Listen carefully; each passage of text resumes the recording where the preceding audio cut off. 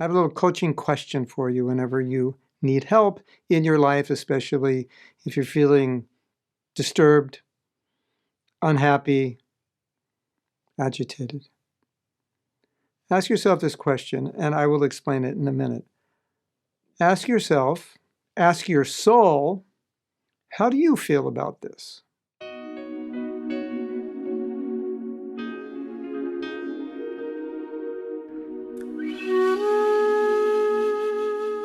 Okay, so let's explore this.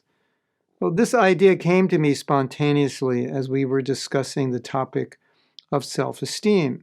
And sometimes people feel bad about themselves.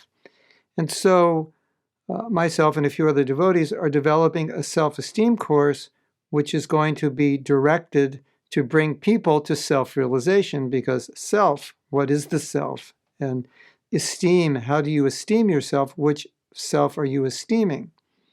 So maybe the material self, the mind or the body self, which most people identify with, we're not esteeming. We feel bad about ourselves. We feel we're not good about ourselves. We feel, well, I'm not so good, or so this or that. So then I thought, well, why don't you ask your soul, well, what do you think? What do you think about that? How do you feel about that? And of course, the soul is saying, well, I don't really bother with that. That's not who I am. And, I'm blissful and I have all divine qualities and I'm fully cognizant and I'm eternal. So, how do I feel about that? I don't feel that. That has nothing to do with me. And so if you expand this question and imagine that the soul, of course, we're the soul, but imagine the soul we're speaking to us, the us that is observing, our consciousness. Imagine the soul might say some things like, well, I'm eternal and I've always been, and this little bump in the road, it's like, for me, it's really, I don't even notice it. It's so insignificant. I mean, I've been through millions and millions and millions of different bodies, and these things are just normal. So in the light of eternity, it doesn't even register on my radar. What else might the soul say? What do you think about this? And the soul might say, I have better things to think about than this person upsetting you. I'm eternally connected with Krishna. So that's, what do you think or how do you feel? I feel that connection. I don't want to feel this connection. So if you just go down the list, you'll realize that the soul has nothing to do with that event that's going on. It's like insignificant for the soul. The soul's transcendental. So I don't want to make light of your problems or difficulties, but I just wanted to offer you this question.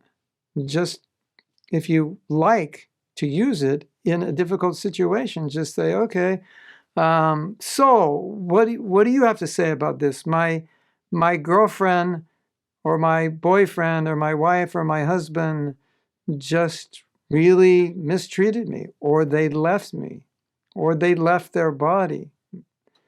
How do you feel about it? And just try to imagine what they might say, how they might feel. Now I know this is not going to solve all your problems all the times. Some of these situations I just described are extremely horrific. If someone leaves their body or your husband or wife leaves you, it's very, very difficult. There's no question.